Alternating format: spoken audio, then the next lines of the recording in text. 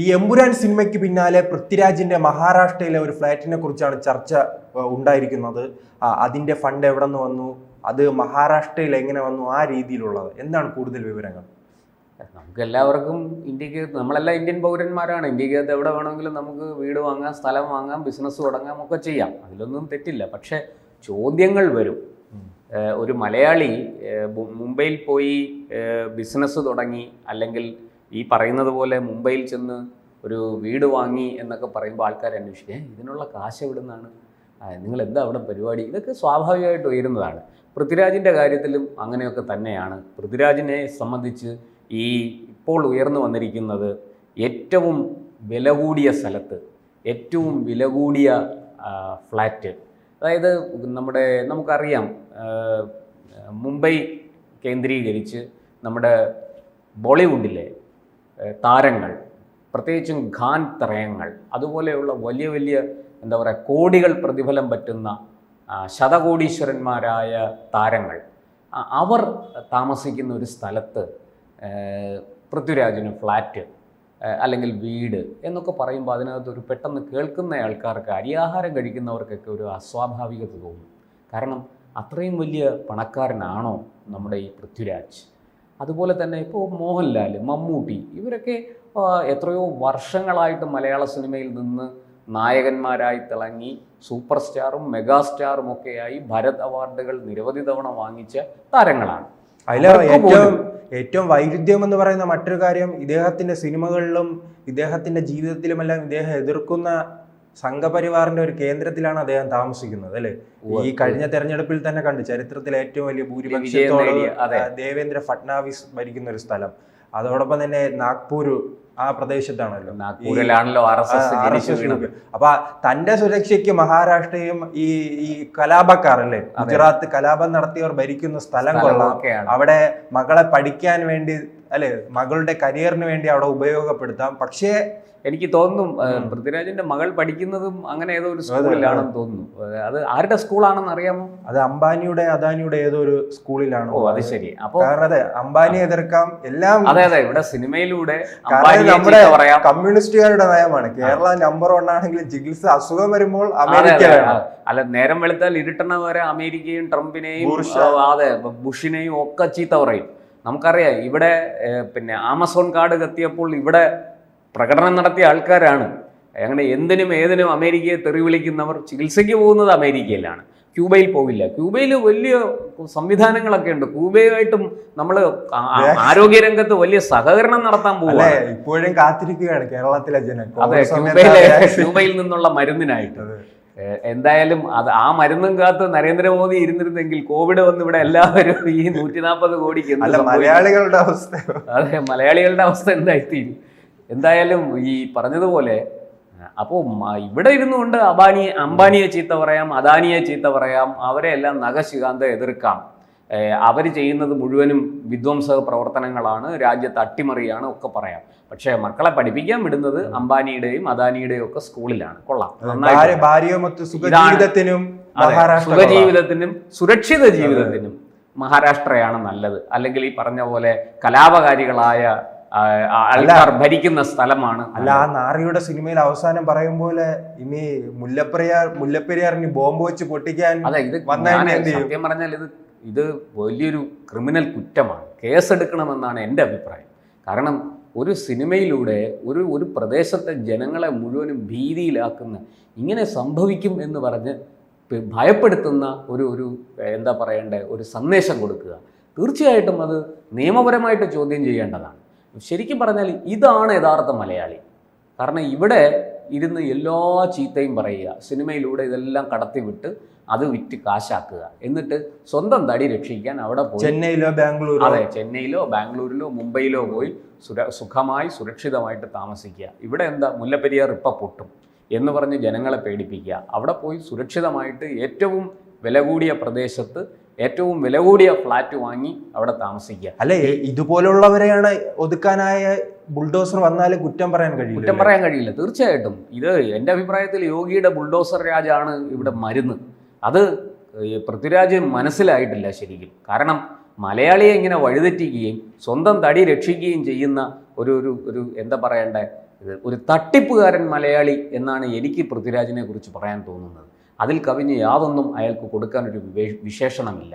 ഈ പറയുന്നത് പോലെ ഒരു സിനിമയിലൂടെ ഏറ്റവും നീചവും നിന്ദ്യവുമായ പ്രചാരണങ്ങൾ നടത്തുക, ഏറ്റവും മോശപ്പെട്ട കാര്യങ്ങൾ അതിൽ ചിത്രീകരിക്കുക, അതേക്കുറിച്ച് തെറ്റായ സന്ദേശം അതിലൂടെ കൊടുക്കുക, ഇതെല്ലാം ചെയ്തിട്ട് സ്വന്തം കാര്യം വരുമ്പോൾ മക്കളെ പഠിപ്പിക്കുന്നത് അവിടെ ഈ പറയുന്നത് പോലെ ഏറ്റവും വലിയ ഈ കുത്തക മുതലാളിയുടെ, ബൂർഷയുടെ, ഈ മുതലാളിത്തത്തിൻ്റെ അങ്ങേയറ്റത്ത് നിൽക്കുന്ന ശതകോടീശ്വരൻ്റെ സ്കൂളിൽ. അവിടെ നമുക്കറിയാം, ഒന്ന് ആലോചിച്ച് നോക്കുക, അത്തരം സ്കൂളുകളിലൊക്കെ പഠിക്കണമെങ്കിൽ എന്തുമാത്രം പണം ചിലവാകും.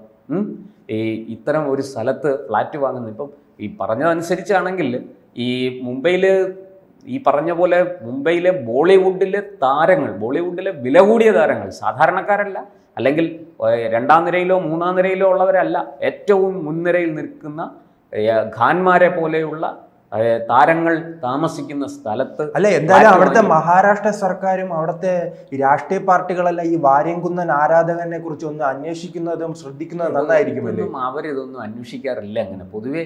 അല്ല, ഇങ്ങനെ തലവേദനയായി വരുന്ന ഒരാളെ പരാതിയൊക്കെ വരുമ്പോൾ തീർച്ചയായിട്ടും അന്വേഷിക്കും. എൻ്റെ അഭിപ്രായത്തിൽ ഇന്നലെ തന്നെ ഞാൻ മനസ്സിലാക്കുന്നത് ശരിയാണെങ്കിൽ ഒരു അഡ്വക്കേറ്റ് പരാതിയുമായിട്ട് മുന്നോട്ട് പോയിട്ടുണ്ട്, ഒരു ലേഡി അഡ്വക്കേറ്റ്. അവർ ആ സിനിമ കണ്ടതിന് ശേഷം ആ സിനിമയിൽ വലിയ രീതിയിൽ രാജ്യദ്രോഹത്തിന് കാരണമാകാവുന്ന ഒരുപാട് കാര്യങ്ങൾ പറയുന്നുണ്ട് എന്ന് പറഞ്ഞ് കൃത്യമായിട്ട് അവരത് ഫേസ്ബുക്കിലും പങ്കുവച്ചിട്ടുണ്ട്. ഞാനിപ്പോൾ അവരുടെ പേര് പറയുന്നില്ല, അത് ശരിയല്ലല്ലോ. എന്തായാലും അവർ പരാതിയുമായിട്ട് മുന്നോട്ട് പോയിട്ടുണ്ടെന്നാണ് എനിക്ക് കിട്ടിയ വിവരം. ഈ സിനിമ ഒരു പക്ഷേ നിരോധിക്കപ്പെടാൻ പോലും സാധ്യതയുണ്ട്. ഇതിനെങ്ങനെ സെൻസർ ബോർഡ് അനുമതി കൊടുത്തു എന്നാണ് ഇപ്പോൾ ഉയരുന്ന ചോദ്യം. ഇതിന് ഒരുപാട് പേര് സമാധാനം പറയേണ്ടി വരും. രായപ്പൻ മാത്രമല്ല, മറ്റു പലരും ഇക്കാര്യത്തിൽ കുരുങ്ങും. ഈ പറഞ്ഞതുപോലെ അല്ല, ഈ സിനിമയ്ക്ക് ഇപ്പോൾ ഏറ്റവും അവസാനം വരുന്നത് ഒരു ഗൂഢാലോചന ഉണ്ടെന്നാണല്ലേ. ഈ മോഹൻലാലിനെ ആ പ്രിവ്യൂ കാണിച്ചില്ല, അതുമായി ബന്ധപ്പെട്ട അണിയറ പ്രവർത്തകരെ പ്രിവ്യൂ കാണിച്ചില്ല. തീർച്ചയായിട്ടും ഏറ്റവും അവസാന ഘട്ടത്തിൽ ഈ സിനിമയുടെ വിതരണം ഏറ്റെടുത്തിരിക്കുന്ന ഗോകുലം ഗോപാലൻ അടക്കമുള്ള ആൾക്കാർക്ക് ഇതിന്റെ പ്രിവ്യൂ കണ്ടിട്ടില്ലെന്നൊക്കെയുള്ള വിവരങ്ങളാണ് പുറത്തു വരുന്നത്. മോഹൻലാലിനെ സംബന്ധിച്ചും മോഹൻലാൽ ഔദ്യോഗികമായിട്ടൊന്നും പ്രതികരിച്ചില്ലെങ്കിലും അദ്ദേഹവുമായിട്ട് അടുപ്പമുള്ളവർ പറയുന്നത് സ്ക്രിപ്റ്റിൽ വലിയ തിരിമറി നടന്നു എന്നാണ്. അത് പൃഥ്വിരാജ് തന്നെ ഒരു ഫേസ്ബുക്ക് പോസ്റ്റിൽ സമൂഹ മാധ്യമങ്ങളിലൂടെ പങ്കുവച്ച ഒരു വിവരം, ഈ മുരളി ഗോപി കൊടുത്ത സ്ക്രിപ്റ്റ് 6 മാസം ഞാൻ അതിൻ്റെ പുറത്ത് അടയിരുന്ന് തിരുത്തി എന്നാണ് പൃഥ്വിരാജൻ. അത് ഈ സിനിമ ഇറങ്ങുന്നതിന് മുമ്പ് തന്നെ അയാൾ അത്തരമൊരു കാര്യം പങ്കുവച്ചിരുന്നു. അത് നമ്മൾ മറ്റൊരു കാര്യം കൂടി ശ്രദ്ധിക്കണം. അല്ലെ, എനിക്ക് തോന്നുന്നു ഇതിൽ ഏറ്റവും ഇപ്പോൾ അനുയോജ്യനായി തുറന്നു പറയാൻ പറ്റിയത് മുരളി ഗോപിയാണ്. കാരണം ഇത് എവിടെയാണ് ഈ കഥയിൽ തിരുത്തലുണ്ടായതെന്ന് പറയാൻ അദ്ദേഹം ബാധ്യസ്ഥനാണ്. എന്ന് മാത്രമല്ല, വളരെ പ്രധാനപ്പെട്ട ഒരു കാര്യം കൂടി അതിനകത്തുണ്ട്. ഈ മുരളി ഗോപി ഇതിൻ്റെ ഏതെങ്കിലും ഒരു പ്രൊമോഷൻ പരിപാടിക്ക് കണ്ടോ? ഒരു സ്ഥലത്ത് പോലും മുരളി ഗോപിയെ കണ്ടതായിട്ട് ഞാൻ ഓർക്കുന്നില്ല. അതിൻ്റെ ഒരു ചിത്രങ്ങളും മുരളി ഗോപി പങ്കുവച്ചിട്ടില്ല. മുരളി ഗോപി അതിൽ പങ്കെടുക്കുന്നതിൻ്റെ ഒരു വിവരങ്ങളും ഒരു ദൃശ്യങ്ങളും പുറത്തു വന്നിട്ടില്ല. അപ്പോൾ ഈ സിനിമ ഇറങ്ങുന്നതിന് മുമ്പ് തന്നെ ഇവർ തമ്മിൽ വലിയ കലഹവും അകൽച്ചയും ഉണ്ടായി എന്നാണ് ഞാൻ മനസ്സിലാക്കുന്നത്. എന്തായാലും അത് മുരളി ഗോപിക്കാണെങ്കിലും മോഹൻലാലിനാണെങ്കിലും ഇക്കാര്യങ്ങൾ തുറന്നു പറയാനുള്ള ബാധ്യതയുണ്ട്. അവർ മലയാളി സമൂഹത്തോട്, അവരെ സ്നേഹിക്കുന്ന പ്രേക്ഷകരോട്, സർവോപരി ഈ രാജ്യത്തിനോട് അങ്ങേയറ്റം ഈ രാജ്യത്തിൻ്റെ ഉന്നതി ആഗ്രഹിക്കുന്ന ദേശാഭിമാനികളായ രാജ്യസ്നേഹികളായ അവരുടെ ഫാൻസുകാരോട്, പ്രേക്ഷകരോട്, അവരെ പിന്തുണയ്ക്കുന്നവരോടൊക്കെ അവർ മറുപടി പറയാൻ ബാധ്യസ്ഥരാണ്. ഇത് എവിടെയാണ് ഈ കുഴപ്പം സംഭവിച്ചത്? ആരാണ് ഈ സ്ക്രിപ്റ്റിൽ കത്രിക വെച്ചത്? എവിടെയൊക്കെ എന്തൊക്കെ തിരുത്തലുകൾ വരുത്തി തുടങ്ങിയ കാര്യങ്ങൾ, ഈ രാജ്യദ്രോഹം ഒളിച്ചു കടത്തുന്ന ഒരു രീതി ഇതിനകത്തുണ്ടോ? ഇതൊക്കെ അവർ ഉത്തരം പറയണം. അല്ലെ, ഈ പൃഥ്വിരാജിനെ കുറിച്ച് കൃത്യമായി തന്നെ അന്വേഷണം വേണം. കാരണം ഈ തുടർച്ചയായ സിനിമകൾ ഉണ്ടാകുന്നില്ല. ഒരു ഈ നമ്മുടെ ലൂസിഫർ അല്ല, ഇതിനു മുൻപും ഒരു കൂട്ടം സിനിമകൾ, അതിലെ ഈ ഡയലോഗുകൾ ഉൾപ്പെടെ ആ കൃത്യമായ രാജ്യവിരുദ്ധത കാണുന്നുണ്ടല്ലോ.